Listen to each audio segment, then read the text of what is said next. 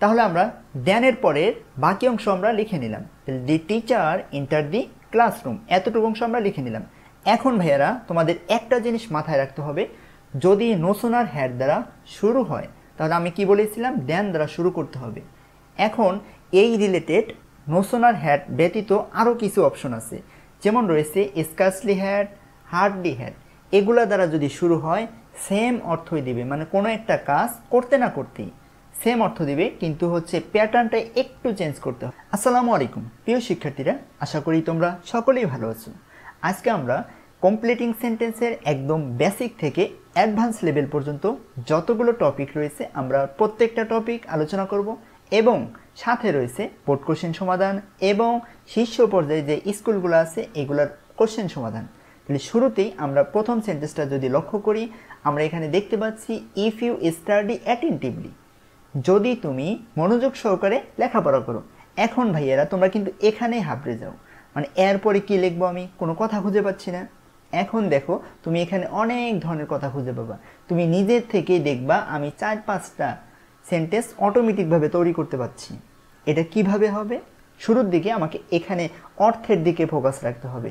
দেখুন আমি কিভাবে সেন্টেন্সটা তৈরি করি, যদি তুমি মনোযোগ সহকারে লেখাপড়া করো। এখন ভাইয়ারা তুমি ভাবো তো নিজে নিজে, যদি তুমি মানে মনোযোগ সহকারে লেখাপড়া করো সেই ক্ষেত্রে তুমি কি করতে পারবা? তুমি পাস করতে পারবা, তুমি ভালো একটি মার্ক পাবা, তুমি ভালো একটি রেজাল্ট করতে পারবা, তুমি একটি জব পাবা, এরপরে কি লেখা যায়, তুমি বিয়ে করতে পারবা। ঠিক আছে, তার মানে হচ্ছে তুমি নিজে নিজে অনেক ধরনের সেন্টেন্স বানাতে পারবে। তাহলে আমরা এখানে একটি সেন্টেন্স লিখে ফেলি। কি সেন্টেন্স লিখবো? যদি তুমি ভালোভাবে বা মনোযোগ সহকারে লেখাপড়া করো তাহলে আমি কি করতে পারবো? পাস করতে পারবো।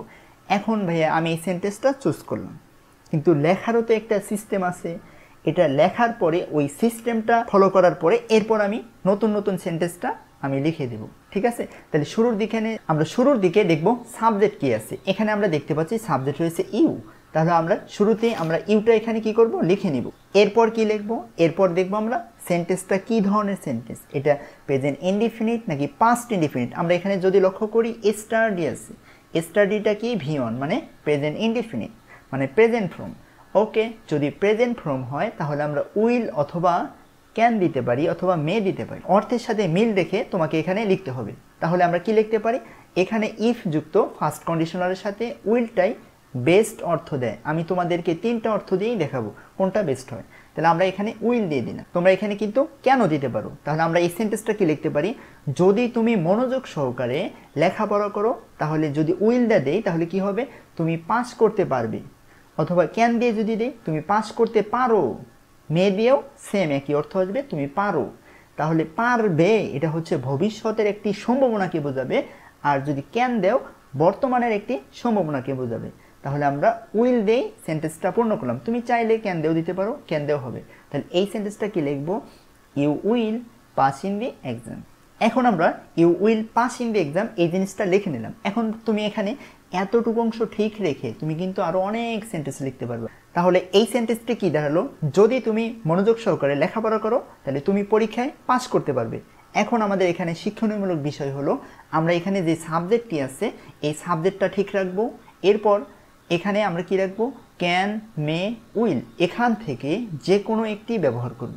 ব্যবহার করার পরে এরপর তুমি তোমার পছন্দ মতো একটি সেন্টেন্স লিখে দিবে। ঠিক আছে, আমরা এরপরে এই ইফ যুক্তর যদি পাস্ট ইনডিফিনিট হয় সেই ক্ষেত্রে আমরা কিভাবে পরিবর্তন করব, এমন একটা সেন্টেন্স লিখব। এরপর আমরা এরপরের সেন্টেন্সটা যদি লক্ষ্য করি, if I had enough money, যদি আমার কাছে যথেষ্ট টাকা থাকতো। এখন ভাইয়া তুমি নিজে নিজে বলো তো, তোমার কাছে যদি যথেষ্ট টাকা থাকতো তুমি কি করতা? আমি একটি গাড়ি কিনতাম, কিংবা আমি একটি নতুন ফোন কিনতাম, আমি একটি বাড়ি তৈরি করতাম, আমি বিদেশে চলে যেতাম। এরকম তুমি কিন্তু অনেক ধরনের সেন্টেন্স বানাতে পারতেছো। এখন ভাইয়ারা তোমাকে এখানে 2টা জিনিস মাথায় রাখতে হবে। প্রথম দিকে সেন্টেন্সটা ভালো করে পড়বে, পড়ার পরে দেখবে আমি এখান থেকে কি কি সেন্টেন্স তৈরি করতে পারতেছি। এরপরে সহজ একটি সেন্টেন্স চুজ করে নিবে। নেওয়ার পরে এরপর হচ্ছে আমার কাজ হচ্ছে কি, আমরা এখানে দেখবো সাবজেক্ট কি আছে। সাবজেক্ট এখানে লিখবো আই আছে, তাহলে আইটা সাবজেক্ট লিখে নিব। এরপর দেখবো এটা কি ধরনের সেন্টেন্স। আমরা এটা দেখতে পাচ্ছি হ্যাড। হ্যাডটা কি? হ্যাভ থেকে হয়েছে হ্যাড, তার মানে এটা হলো V2, মানে পাস্ট ইনডিফিনিট। এখন যদি পাস্ট ইনডিফিনিট থাকে তাহলে ইফ যুক্ত যদি পাস্ট ইনডিফিনিট থাকে তখন আর এখানে আমরা ক্যান লিখতে পারবো না, তখন হয়ে যাব ক্যানের পরিবর্তে হয়ে যাব কুড। মেয়ের পরিবর্তে হয়ে কি যাব মাইট, উইলের পরিবর্তে কি হয়ে যাব উড। এখান থেকে তুমি যে কোনো একটি ব্যবহার করতে পারো। তাহলে শুরুর দিকে আমরা কি লিখে নিব আই লিখে নিব। এরপর আমরা কুড মাইট উড এখান থেকে যে কোনো একটি শব্দ লিখে নিব। তাহলে আমরা এখানে কুড শব্দটি এই শব্দটি লিখে নিলাম। তাহলে আমরা আই কুড এতটুকু অংশ ঠিক রেখে এরপর তুমি তোমার পছন্দ মতো নতুন নতুন সেন্টেন্স তুমি লিখে দাও। কিন্তু আমাকে আই কুড এতটুকু অংশ ঠিক কিন্তু মাস্ট বি রাখতেই হবে, না হয় কিন্তু তোমার সেন্টেন্স হবে না। ওকে, এখন তাহলে আমরা একটি লিখতে পারি I could buy a new phone অথবা I could buy a new car. তুমি তোমার পছন্দ মতো একটি সেন্টেন্স লিখে দাও। তাহলে আমরা কি লিখব I could buy a new phone. তাহলে আমরা দ্বিতীয় সেন্টেন্সটা যদি লক্ষ্য করি, যদি আমার কাছে অনেক টাকা থাকতো আমি একটি নতুন ফোন কিনতাম। তাহলে ভাইয়েরা এখানে কি লক্ষ্য করতে হবে তোমাকে, জাস্ট আমাকে যদি এটা পাস্ট টেন্স হয় তাহলে কুড মাইট উড এগুলো লিখতে হবে, আর যদি এটা প্রেজেন্ট ইনডিফিনিট হয় তাহলে আমাকে ক্যান মে উইল এই শব্দগুলো লিখতে হবে। জাস্ট এতটুকু তুমি মাথায় রেখে তুমি তোমার পছন্দ মতো যে কোনো অর্থ লিখে দিবে, দেন তুমি এখান থেকে পূর্ণ একটি মার্ক পেয়ে যাবে। আমরা ইফ যুক্ত এর পরবর্তী যে সেন্টেন্সটা আছে আমরা যদি এটা লক্ষ্য করি, এরপর আমরা 2 নম্বর রুলটা যদি লক্ষ্য করি, আমরা এখানে দেখতে পাচ্ছি if I had seen him, যদি আমি তাকে দেখতাম। এখন ভাইয়েরা তোমরা বলো, যদি তুমি কাউকে দেখতা তাহলে তুমি কি করতা? আমি তাকে ডাকতাম, কিংবা আমি তাকে বইটি দিতাম, আমি তাকে ফোনটি দিতাম, কিংবা তুমি এটাও বলতে পারো আমি তাকে প্রপোজ করতাম। এখন তোমার পছন্দ মতো তুমি যে কোনো সেন্টেন্স লিখে দিতে পারো, কিন্তু লেখার আগেও কিছু কিন্তু নিয়ম আছে। এর আগের রুলে আমরা কি শিখেছিলাম ক্যান আর উড, মানে যদি প্রেজেন্ট ইনডিফিনিট থাকে ক্যান হয়, আর যদি পাস্ট থাকে কুড হয়। এরপরেরটা হবে কি, আমরা এখানে যদি লক্ষ্য করি ভাইরা, এখানে আছে কি হ্যাড প্লাস V3, তার মানে এই সেন্টেন্সটা পাস্ট পারফেক্ট টেন্স। এখন যদি পাস্ট পারফেক্ট হয় তাহলে তোমাকে উড হ্যাভ লিখতে হবে। তাহলে এখানে যেই সাবজেক্টটা আছে এই সাবজেক্টটা আমরা যা আছে তাই লিখবো। এখানে কি আছে আই আছে। এরপর আমরা এখানে যেহেতু হ্যাড রয়েছে এবং সিন রয়েছে, মানে এখানে V3 রয়েছে, V3 থাকার কারণে আমরা কি লিখবো উড হ্যাভ লিখবো। কি জন্য? এটা পাস্ট পারফেক্ট টেন্স আছে, এই জন্য আমরা উড হ্যাভ লিখবো। ওকে, তাহলে আমরা আই উড হ্যাভ এতটুকু অংশ লিখে নিলাম। এখন আমরা এই উড হ্যাভ এর পরে আমরা আমাদের পছন্দ মতো যে কোনো একটি সেন্টেন্স লিখে দেব। তবে হ্যাঁ ভাইয়ারা, এখানে কিন্তু ভার্বের V3 যেহেতু আছে V3 ফর্ম হবে। কি জন্য? আমরা জানি উড হ্যাভ এর পরে ভার্বের V3 ফর্ম হয়। তাহলে আমরা এই সেন্টেন্সটা লিখবো I would have called him. Okay, এরপর ভাইয়ারা 3 নম্বর রুলটা যদি আমরা লক্ষ্য করি, এখানে বলা হয়েছে if I were a bird, যদি আমি পাখি হতাম। এখন ভাইয়ারা তোমরা বলো, যদি তুমি পাখি হতে তাহলে কি করতে? আমি আকাশে উঠতাম, আমি অনেক খুশি হতাম, আমি লন্ডনে চলে যেতাম, আমি অনেক মজা করতাম। তাহলে তুমি তোমার পছন্দ মতো যে কোনো একটি সেন্টেন্স লিখে দেবে। কিন্তু এই ইফ যুক্ত সেন্টেন্সের একটা নিয়ম রয়েছে। আমরা জানি ইফের পরে সাধারণত ওয়ার এই সেন্টেন্সটা বসে না। আমরা জানি ইফের পরে এই অক্সিলারি ভার্ব সাধারণত বসে না। আমরা জানি আয়ের সাথে অলওয়েজ অজ বসে, কিন্তু এখানে ওয়ার বসেছে। কি জন্য ওয়ার বসেছে? আমরা জানি যদি কোনো সেন্টেন্স মানে অবাস্তবিক, মানে বাস্তবের সাথে কোনো মিল নেই, এরকম যদি কোনো সেন্টেন্স হয় সেটা হচ্ছে তোমার ওয়ার হয়। শুরুতে আমাকে কি করতে হবে? আমরা বরাবরের মতো এখানে সাবজেক্ট যেটা আছে আমরা কিন্তু সেটাই লিখে দেবো। তাহলে সাবজেক্ট কি আছে? এখানে আই রয়েছে, তাহলে আইটা আমরা শুরুতে লিখে নেব। এরপর আমরা কি লিখব? এরপর আমরা যদি এখানে লক্ষ্য করি ওয়ার রয়েছে, তাহলে ওয়ার এটা কি ধরনের? পাস্ট। তাহলে পাস্ট মানে কি? পাস্ট মানেই উড। তাহলে আমরা এই ওয়ারের পরিবর্তে উঠলে। এখন ভাইয়েরা তোমরা অনেকেই বলতে পারো এই আয়ের সাথে কিন্তু ওয়ার বসে না। কিন্তু আমরা কোনো একটি সেন্টেন্স যদি হচ্ছে বাস্তবের সাথে মিল না হয়, মানে একদম অবাস্তব যদি কোনো একটা সেন্টেন্স হয়, সেই ক্ষেত্রে আয়ের সাথে কিন্তু ওয়ার বসে। সেম হুবহুভাবে আমাদের আয়ের সাথে ওয়ার বসেছে। এখন আমরা হচ্ছে আই উড এটা লেখার পরে তুমি তোমার পছন্দ মতো যে কোনো একটি সেন্টেন্স লিখে দাও, কিন্তু আমাকে আই উড এতটুকু অংশ ঠিক রাখতে হবে। তাহলে আমরা কি লিখব? I would fly in the sky. তাহলে আশা করি ভাইরা এই ইফ যুক্ত 3 নম্বর রুলটাও তোমরা ক্লিয়ারলি বুঝতে পেরেছো। আমরা আবার যদি একটু দেখে নেই, তাহলে যদি ইফ যুক্ত প্রেজেন্ট ইনডিফিনিট হয় তাহলে আমরা এখানকার যে কোনো একটি অক্সিলারি ভার্ব দিয়ে আমরা পরের সেন্টেন্সটি করে নিব। এরপর ইফ যুক্ত যদি পাস্ট ইনডিফিনিট হয় তা এর পরের সেন্টেন্সটি কুড মাইট উড এখানকার যে কোনো একটি অক্সিলারি ভার্ব ব্যবহার করে পরের সেন্টেন্সটা করে নিব। যদি ইফ যুক্ত পাস্ট পারফেক্ট হয় তাহলে আমরা উড হ্যাভ প্লাস V3 দিয়ে মানে এই ফর্মুলাটা ব্যবহার করে আমরা যে কোনো একটি সেন্টেন্স করে নিব। এরপর যদি ইফ যুক্ত মানে আয়ের পর যদি অয়ার থাকে তাহলে আমরা উড দিয়ে যে কোনো একটি সেন্টেন্স মানে আমরা পছন্দ মতো করে নিব।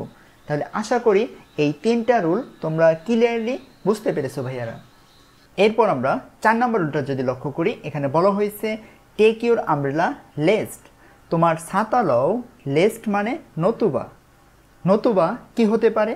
এখানে ভাইয়ারা তোমরা নিজে নিজেই কিন্তু সেন্টেন্স বানাতে হবে। এখন ভাইয়ারা তুমি নিজে নিজেকে প্রশ্ন করো, তুমি যদি ছাতা না নেও সেই ক্ষেত্রে তোমার কি কি হতে পারে? তুমি রাস্তায় আটকে যেতে পারো, তোমার রোদ লাগতে পারে, তুমি ভিজে যেতে পারো, তোমার চেহারা নষ্ট হয়ে যেতে পারে, কিংবা বলতে পারো তোমার নতুন পোশাকটাও নষ্ট হয়ে যেতে পারে। তুমি এখানে তোমার পছন্দ মতো যে কোনো একটি সেন্টেন্স লিখে দিবে। কিন্তু এখানে লেস যুক্ত একটি সেন্টেন্স তৈরি করার জন্য আমাকে কিছু বেসিক নিয়ম মাথায় রাখতে হবে। এই নিয়মটা ফলো করে তুমি তোমার পছন্দ মতো একটি সেন্টেন্স লিখে দিবে। তাহলে লেস্টের পরে কি হবে এই জিনিসটা আগে আমাকে মাথায় রাখতে হবে।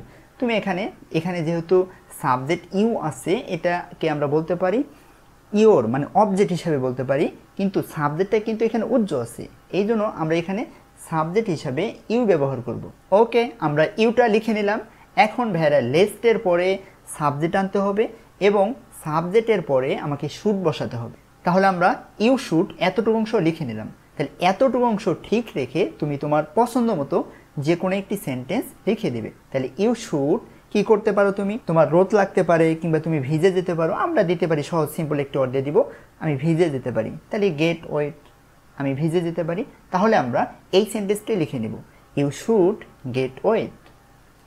তাহলে আমরা 4 নম্বর রুল থেকে শিখতে পারলাম, যদি কোনো সেন্টেন্সে লেস থাকে এরপর আমরা সাবজেক্ট লিখব, এরপরে শুড লিখব, এরপর আমরা আমাদের পছন্দ মতো যে কোনো একটি সেন্টেন্স লিখে দিব।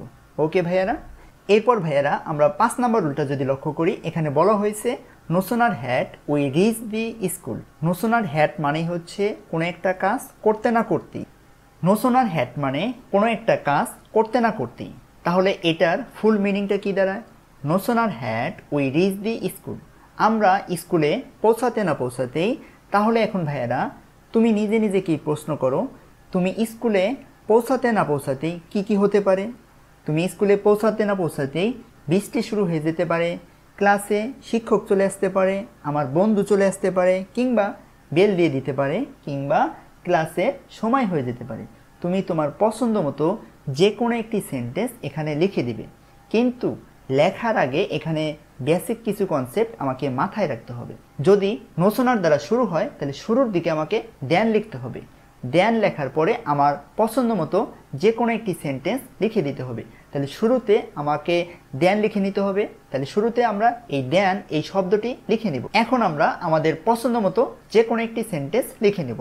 তাহলে আমরা স্কুলে পৌঁছাতে না পৌঁছাতেই শিক্ষক ক্লাসরুমে প্রবেশ করলো। তাহলে আমরা এই সেন্টেন্সটি লিখে দিব। তাহলে আমরা লিখে দিতে পারি the teacher enter the classroom. তাহলে আমরা দেনের পরের বাকি অংশ আমরা লিখে নিলাম। তাহলে the teacher enter the classroom, এতটুকু অংশ আমরা লিখে নিলাম।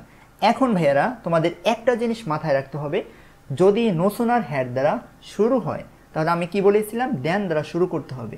এখন এই রিলেটেড নোশনার হ্যাড ব্যতীত আরও কিছু অপশন আছে, যেমন রয়েছে স্কার্সলি হ্যাড, হার্ডলি হ্যাড। এগুলা দ্বারা যদি শুরু হয় সেম অর্থই দিবে, মানে কোনো একটা কাজ করতে না করতেই সেম অর্থ দিবে, কিন্তু হচ্ছে প্যাটার্নটা একটু চেঞ্জ করতে হবে। তাহলে আমরা শুরুতে কি লিখেছিলাম, নোশনার হ্যাডের পরে ড্যান লিখেছিলাম। তাহলে স্কার্সলি হ্যাড এবং হার্ডলি হ্যাডের পরে আমাকে হোয়েন লিখতে হবে। এই জিনিসটাই মূলত তোমাকে পরিবর্তন করতে হবে। এরপরে তুমি যেই সেন্টেন্সটা লিখবা সেটা হতে হবে কি, V2 হতে হবে, মানে ভার্বের পাস্ট ফর্ম হতে হবে। কি জন্য পাস্ট ফর্ম হতে হবে? আমরা জানি প্রথম অংশে যদি পাস্ট পারফেক্ট টেন্স হয় তাহলে পরের অংশে পাস্ট ইনডিফিনিট হয়। এই জন্য আমরা জানি পাস্ট ইনডিফিনিট মানেই V2, এই জন্য আমরা V2 অপশনটা রাখবো। আশা করি ভাইয়েরা নোশনার হ্যাড, স্কার্সলি হ্যাড এবং হার্ডলি হ্যাড এইটার যে বেসিক যে কনসেপ্টটা, এই জিনিসটা তোমরা টোটালি বুঝতে পেরেছো। আমরা এর পরবর্তী যে রুলটা আছে আমরা এটা ফলো করব। এরপর আমরা 6 নম্বর রুলটা যদি লক্ষ্য করি, এখানে বলা হয়েছে আনলেস ইউ স্টাডি অ্যাটেন্টিভলি, যদি না তুমি মনোযোগ দিয়ে লেখাপড়া করো। আচ্ছা ভাইয়া তুমি বলো তো, যদি তুমি মনোযোগ দিয়ে লেখাপড়া না করো সেক্ষেত্রে কি কি হতে পারে? তুমি ফেল করবে, তুমি পাস করতে পারবে না, কিংবা হচ্ছে তুমি চাকরি পাবে না, ভালো কোনো বিশ্ববিদ্যালয়ে চান্স পাবে না, অনেক কিছু করতে পারবে না। তার মানে তুমি ঠিকভাবে লেখাপড়া না করলে তোমাকে এরকমভাবে নতুন নতুন সেন্টেন্স তোমাকে তৈরি করতে হবে। আমরা এখানে যদি লক্ষ্য করি, আমরা এখানে দেখতে পাচ্ছি প্রেজেন্ট ইনডিফিনিট, তার মানে ক্যান অথবা উইল দ্বারা যে কোনো একটি সেন্টেন্স আমরা সম্পূর্ণ করব। তাহলে এখানে বলা হয়েছে যদি না তুমি মনোযোগ দিয়ে লেখাপড়া করো তাহলে তুমি কি করতে পারবে না, তুমি পাস করতে পারবে না। তুমি লিখে দাও you can not pass in the exam, অথবা তুমি লিখে দিতে পারো you will fail in the exam. তুমি তোমার পছন্দ মতো যে কোনো একটি সেন্টেন্স লিখে দাও। আমরা লিখে দিলাম you can not pass in the exam. তাহলে আমরা এই সেন্টেন্সটা লিখে ফেললাম। তাহলে আমাদের ভাইয়েরা এখানে একটা জিনিসই মাথায় রাখতে হবে, আমাদের যদি আনলেস দ্বারা শুরু হয়, যদি প্রথম অংশে প্রেজেন্ট ইনডিফিনিট হয় তাহলে ক্যান অথবা উইল দ্বারা সেন্টেন্সটি ফিল আপ করতে হবে, আর যদি পাস্ট ইনডিফিনিট হয় তাহলে কুড অথবা উড দ্বারা সেন্টেন্সটি সম্পূর্ণ করতে হবে। আশা করি ভাইয়েরা এই আনলেস যুক্ত সেন্টেন্স কিভাবে সম্পূর্ণ করতে হয় এটার কনসেপ্টটা তোমার কাছে টোটালি একদম ক্লিয়ার হয়ে গেছে। এরপর ভাইয়ারা আমরা 7 নাম্বার রুলটা যদি লক্ষ্য করি তাহলে শুরুর দিকে আমরা অর্থটাকে জেনে নিব। তাহলে হি ওয়ার্কস হার্ড, কঠোর পরিশ্রম করো, সো দ্যাট মানে যাতে। এখন ভাইয়ারা তুমি নিজে নিজেকে প্রশ্ন করো, যদি তুমি কঠোর পরিশ্রম করো, কঠোর পরিশ্রম করলে তুমি কি কি করতে পারবে, এখান থেকে তোমাকে সেন্টেন্সের অর্থটা মানে বাকি অংশ যে সেন্টেন্স লিখবা এখান থেকে তোমাকে বের করে নিতে হবে। মানে কঠোর পরিশ্রম করলে তুমি কি কি করতে পারবা। তাহলে কঠোর পরিশ্রম করলে আমি পাস করতে পারবো, আমি জীবনে সফল হতে পারবো, ভালো একটি রেজাল্ট পাবো, জীবনের লক্ষ্যে পৌঁছাতে পারবো, কিংবা ভালো একটি চাকরি পাবো। এরকম ধরনের তুমি কিন্তু এখানকার এই অর্থের উপরে বেস করে তুমি এখানে অনেক ধরনের অর্থ নিজে নিজেই বের করতে পারছো। সেমভাবে তোমাকে যেই সেন্টেন্সটা আসুক না কেন, আমাকে এই ভার্বের যে অর্থটা আছে এইটার উপরে ভিত্তি করে আমাকে নতুন নতুন সেন্টেন্স আবিষ্কার করতে হবে। দেন এরপরে হচ্ছে আমার যে নিয়ম রয়েছে, যে রুলের সো দ্যাটের যে নিয়ম রয়েছে সেই নিয়মটা ফলো করে আমাকে বাদ বাকি অংশটা পূর্ণ করতে হবে। তাহলে শুরুর দিকে আমরা হচ্ছে এখানে যেই সাবজেক্টটা আছে এই সাবজেক্টটা লিখে দিব। তাহলে ভাইয়ারা হি ক্যান গেট গুড রেজাল্ট, এই সেন্টেন্সটা আমরা সম্পূর্ণ করে নিলাম। এখন ভাইয়ারা আমাদের কি জানতে হবে, আমরা যদি এখানে লক্ষ্য করি আমরা এখানে দেখতে পাচ্ছি প্রেজেন্ট ইনডিফিনিট রয়েছে। যদি প্রথম অংশে প্রেজেন্ট ইনডিফিনিট থাকে তাহলে আমরা ক্যান দিয়ে কি করেছি, সেন্টেন্সটা সম্পূর্ণ করেছি। এখন ভাইয়ারা আমাদের এখানে একটা জিনিস মাথায় রাখতে হবে, যদি এখানে প্রেজেন্ট ইনডিফিনিট হয় তাহলে ক্যান দিয়ে সেন্টেন্সটা সম্পূর্ণ করতে হবে। যদি এখানে পাস্ট ইনডিফিনিট হয় তাহলে কুড অথবা উড দিয়ে অর্থের সাথে মিল রেখে আমাকে সেই পরবর্তী সেন্টেন্সটা সম্পূর্ণ করতে হবে। ঠিক আছে ভাইয়ারা, কিন্তু আমাকে এখানে আরও একটি জিনিস মাথায় রাখতে হবে। আমরা এখানে জানি সো দ্যাট মানে কি, যাতে। এই সো দ্যাটের মতো আরও রিলেটেড কিছু শব্দ রয়েছে, যেমন রয়েছে so that, in order that, provided that.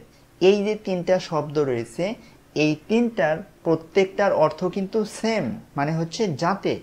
তাহলে এখানে তোমার সো দ্যাটের পরিবর্তে কিন্তু এই শব্দগুলোও থাকতে পারে। তাহলে তোমাকে সেম অর্থ এবং সেম ফর্মুলা মাথায় রেখে তোমাকে অর্থের সাথে সঙ্গতি রেখে তোমাকে পরবর্তী সেন্টেন্সটা সম্পূর্ণ করতে হবে।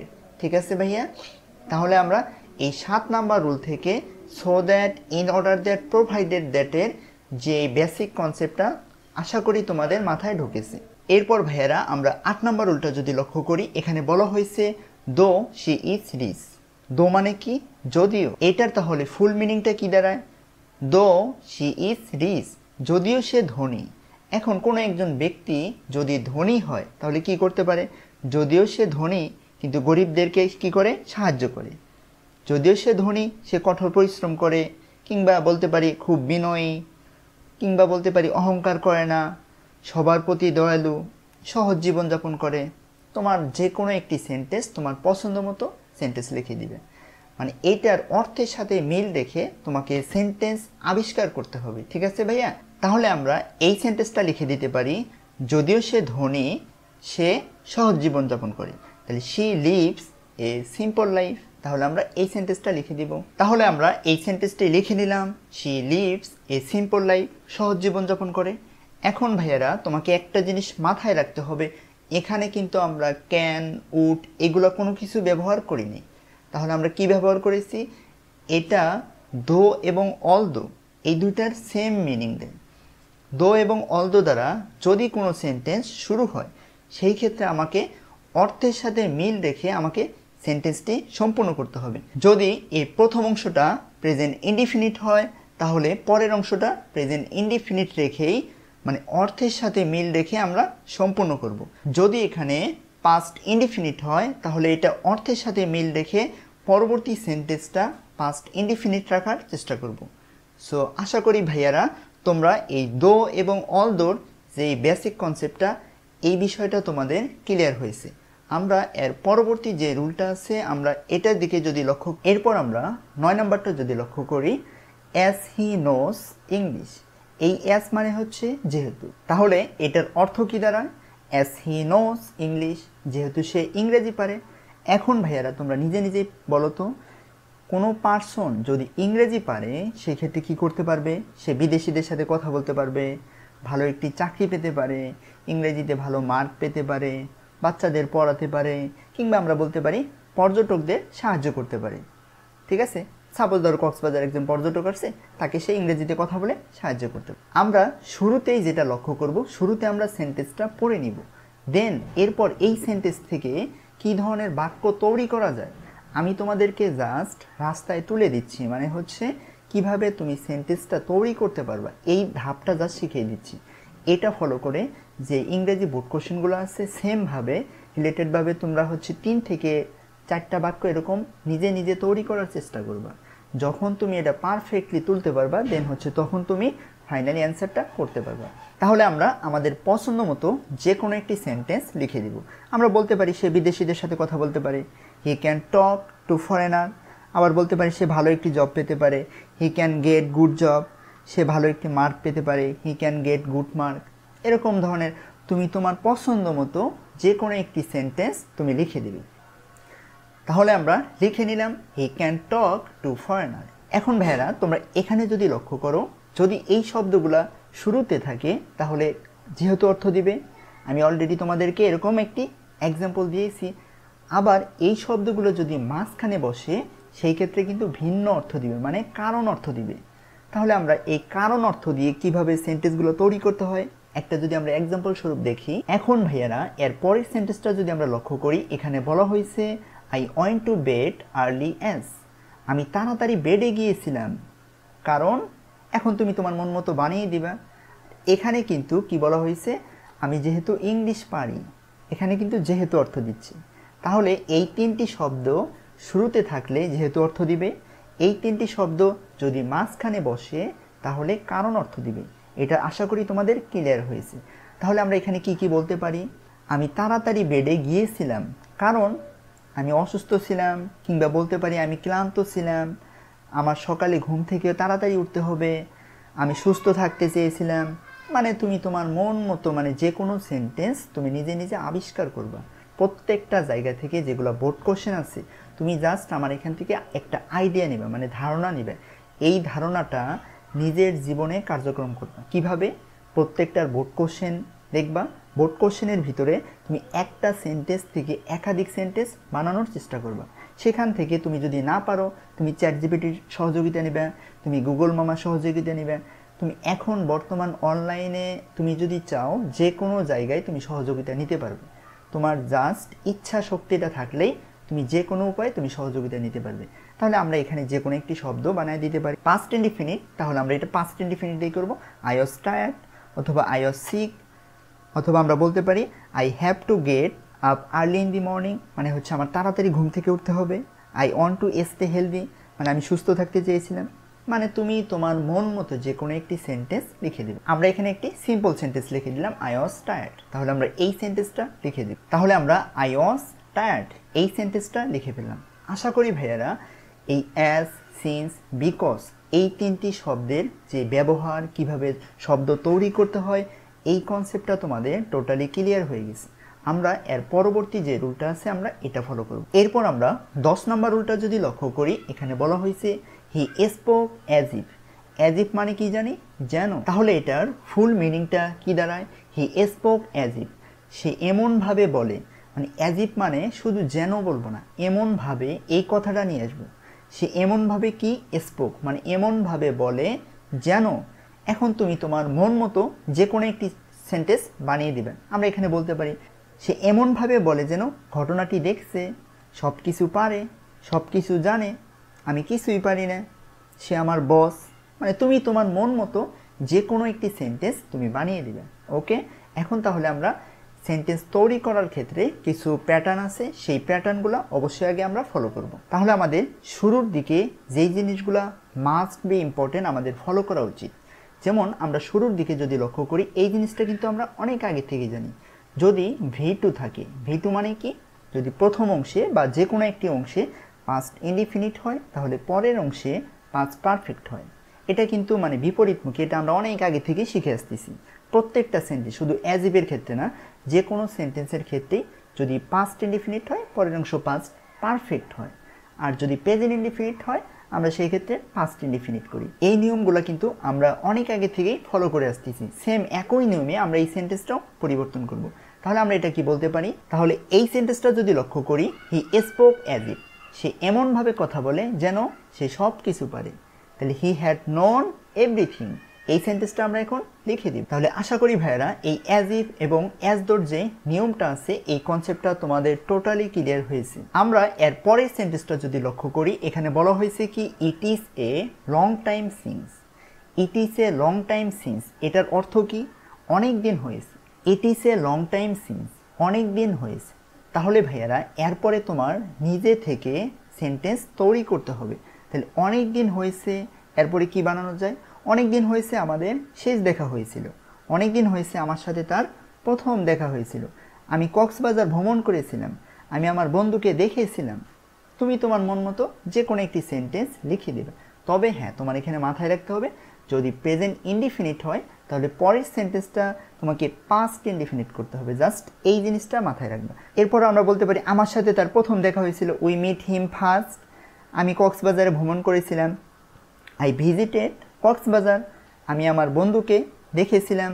তাহলে আই সিন মাই ফ্রেন্ড, তুমি তোমার মন মতো যে কোনো একটি সেন্টেন্স লিখে দাও। তাহলে আমরা শুরুতেই সিম্পল একটি সেন্টেন্স লিখে দেব, উই মিট লাস্ট। তাহলে আমরা উই মিট লাস্ট এই সেন্টেন্সটা আমরা লিখে ফেললাম। কিন্তু ভাইয়ারা আমাকে এখানে একটি জিনিস ভালোভাবে মাথায় রাখতে হবে, আমরা এখানে সিন্স, অ্যাজ, বিকজ এই শব্দগুলো যদি মাঝখানে বসে তাহলে কারণ অর্থ দিত, এই শব্দগুলো যদি শুরুতে বসে তাহলে যেহেতু অর্থ দিত। আমরা কিন্তু এটা শিখেছিলাম। কিন্তু এই শব্দগুলো যদি ইট ইজ লং টাইম এগুলোর পরে আসে তাহলে এই দুইটার কোনো একটি অর্থ দিবে না। জাস্ট আমরা এখানে যেই সেন্টেন্সটা আছে এই সেন্টেন্সের উপরে ফোকাস করে আমরা পরবর্তী সেন্টেন্সটা লিখে দিব। এখানে যদি পাস্ট ইনডিফিনিট থাকে পরেরটা পাস্ট পারফেক্ট হবে, এখানে যদি প্রেজেন্ট ইনডিফিনিট হয় তাহলে এখানে পাস্ট ইনডিফিনিট হবে, আর এখানে যদি প্রেজেন্ট পারফেক্ট হয় তাহলে পরের সেন্টেন্সটা পাস্ট ইনডিফিনিট হবে। তোমার এই বেসিক কনসেপ্টটা মাথায় রেখে তুমি তোমার পরবর্তী সেন্টেন্সটা অর্থের সাথে মিল রেখে তুমি ফিল আপ করে দিবে। জাস্ট টেন্সের এই বিষয়টা তুমি জাস্ট মাথায় রাখবে আর অর্থটা ফোকাস রাখবে, দেন তোমার হচ্ছে যে কোনো সেন্টেন্স আসুক না কেন তুমি পারবে। ঠিক আছে, আমরা এর পরবর্তী যে রুলটা আছে আমরা এটা যদি ফলো করি, এরপর আমরা 12 নম্বর রুলটা যদি লক্ষ্য করি, এখানে বলা হয়েছে ওয়েট ফর মি, আমার জন্য অপেক্ষা করো। টিল মানে পর্যন্ত আর আনটিল মানে যতক্ষণ পর্যন্ত না। তাহলে ভাইরা টিল মানে শিখলাম পর্যন্ত আর আনটিল মানে যতক্ষণ পর্যন্ত না। তাহলে এইটার মিনিংটা কি দাঁড়ায়, ওয়েট ফর মি, আমার জন্য অপেক্ষা করো। তাহলে টিল মানে পর্যন্ত, আমার জন্য অপেক্ষা করো আমি ফিরে আসা পর্যন্ত, অথবা বলতে পারি আমি ফোন দেওয়া পর্যন্ত, আমি প্রস্তুত হওয়া পর্যন্ত, বাংলাদেশের খেলা শেষ হওয়া পর্যন্ত। মানে তুমি তোমার মন মতো যে কোনো একটি সেন্টেন্স বানিয়ে দিতে পারবা। তাহলে আনটিল মানে কি, যতক্ষণ পর্যন্ত না। আমার জন্য অপেক্ষা করো যতক্ষণ পর্যন্ত না আমি ফিরে আসি, যতক্ষণ পর্যন্ত না আমি ফোন দেই, যতক্ষণ পর্যন্ত না আমি প্রস্তুত হই, যতক্ষণ পর্যন্ত না বাংলাদেশের খেলা শেষ হয়। তাহলে ভাইরা তোমরা তোমাদের পছন্দ মতো যে কোনো একটি সেন্টেন্স লিখে দাও। এখানে তোমাদের যেটা পছন্দ হয় তুমি সেই সেন্টেন্সটাই লিখে দাও, কিন্তু অর্থের মিনিংটা সেম আসবে, মানে জাস্ট একটু চেঞ্জ আসে। যদি তুমি টিল নাও তাহলে এই টিল পর্যন্ত শব্দটা লাস্টে অর্থ বলবা, মানে আমি ফিরে আসা পর্যন্ত। আর যদি তুমি আনটিল নাও সেক্ষেত্রে এটার অর্থটা শুরুতে বলবা, তার মানে যতক্ষণ পর্যন্ত না আমি ফিরে আসি।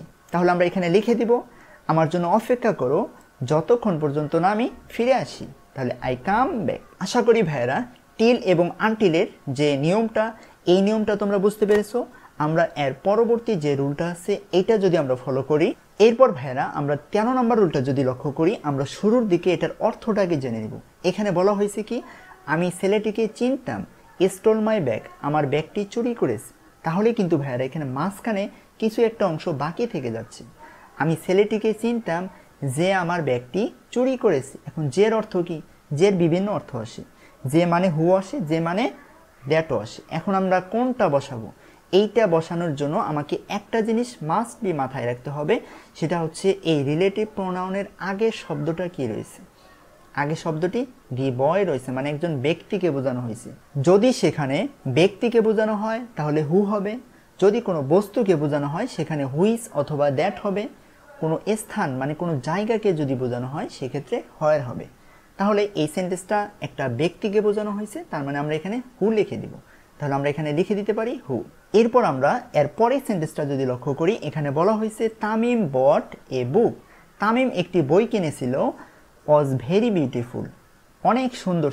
এর মানে মাঝখানে কিছু একটা গ্যাপ থেকে যাচ্ছে। তাহলে মাঝখানে আমরা কি দিতে পারি, যেটা ছিল অনেক সুন্দর।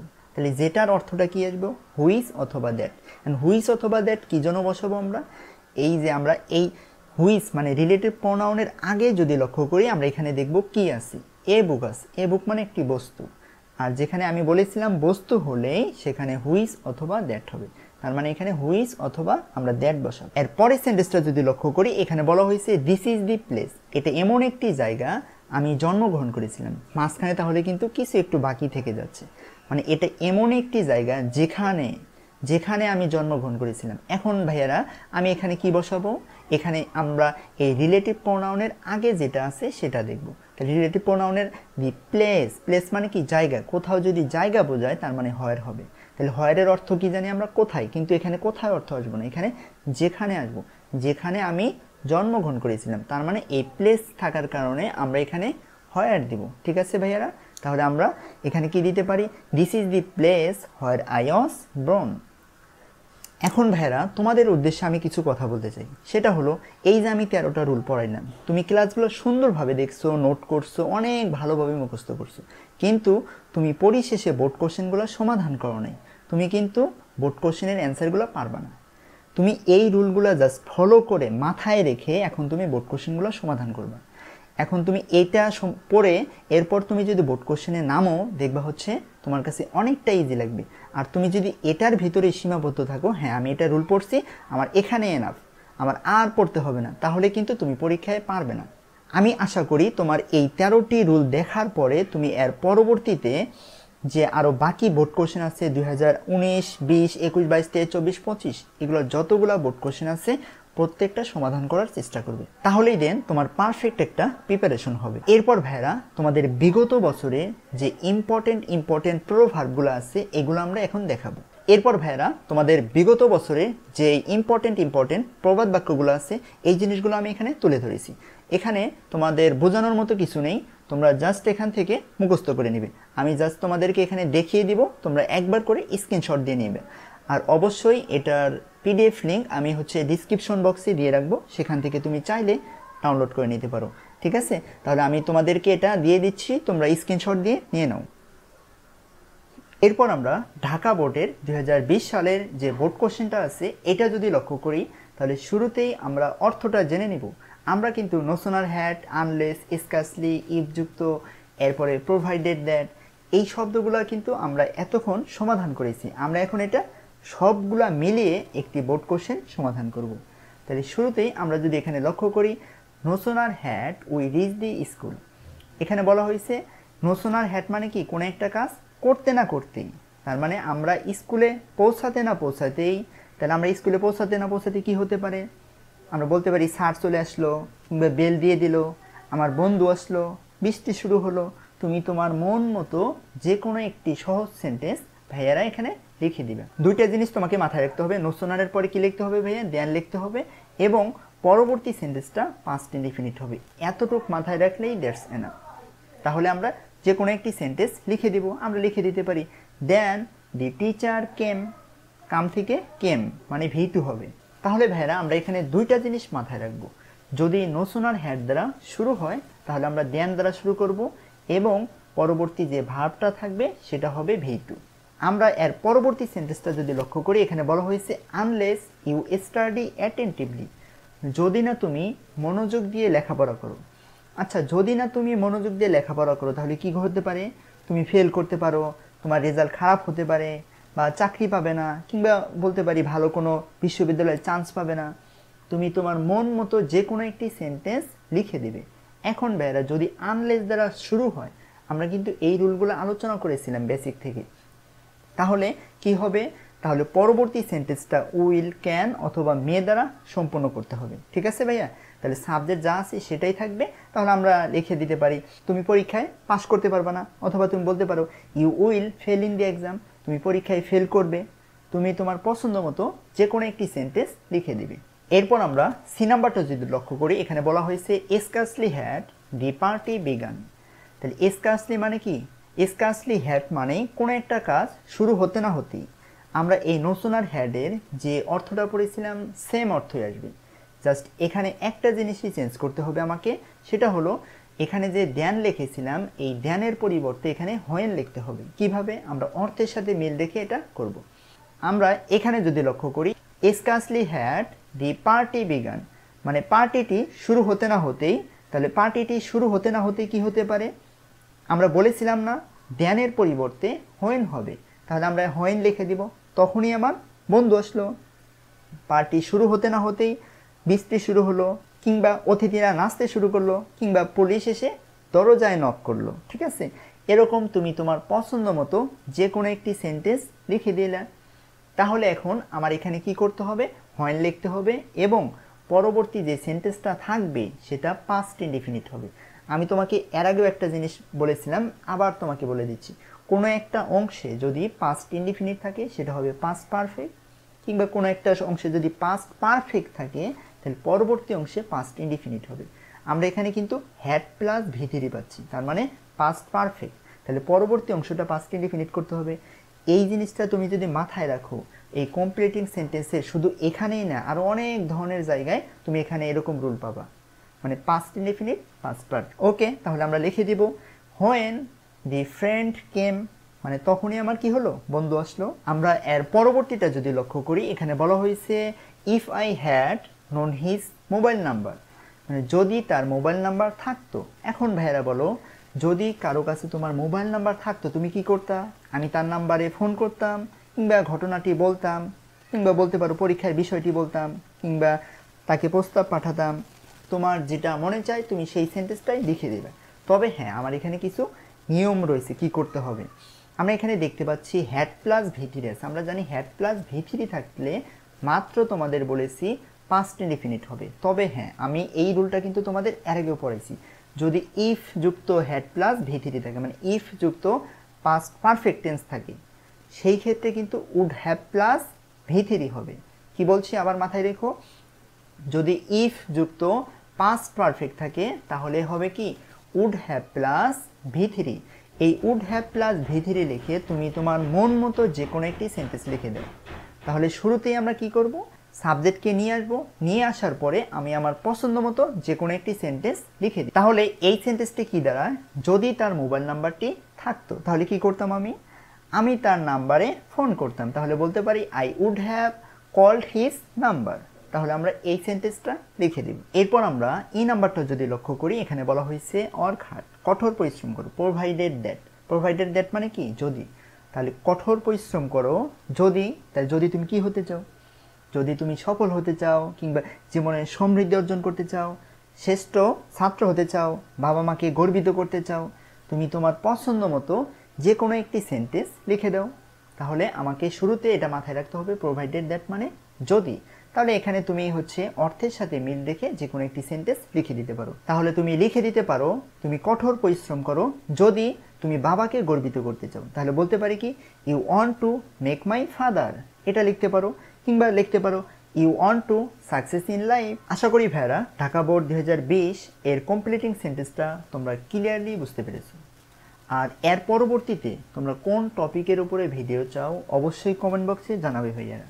আর ভাইয়াদের কাছে আমার একটা রিকোয়েস্ট, এই ভিডিওটা দেখে তোমার যদি ভালো লাগে এবং তোমার যদি মনে হয় হ্যাঁ এই চ্যানেলের সাথে আমার থাকা উচিত, উচিত বলে যদি মনে হয় তাহলে আমার এই চ্যানেলটি সাবস্ক্রাইব করতে পারো তুমি। সো ভালো থাকবা, সুস্থ থাকবা, সবার জন্য শুভকামনা রইল। সো আসসালামু আলাইকুম ওয়া রাহমাতুল্লাহ।